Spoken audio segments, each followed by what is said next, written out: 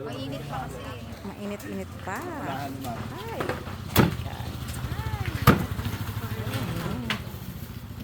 Kami po ay nakikilisyoso lang at hindi kami kumakain dito.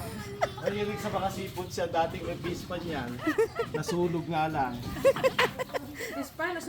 Oo. Hinahanap po kasi. Binabahan sa Pampanga eh. Ang totoong. Grabe, no? Try na natin dito. Grabe. para- Oh my. Saya. Pati kayo mahilig.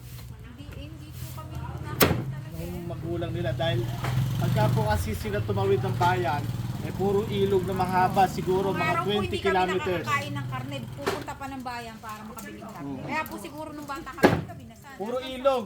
Ano ho po sila eh? Kami. Alagaan ng sumpo, alimango, gano'n. Sa Pampanga po. Sa Pampanga. Basan ko. Ay, alam mo. Ngayon po, parang may ano-ano nang mawala sa mapa.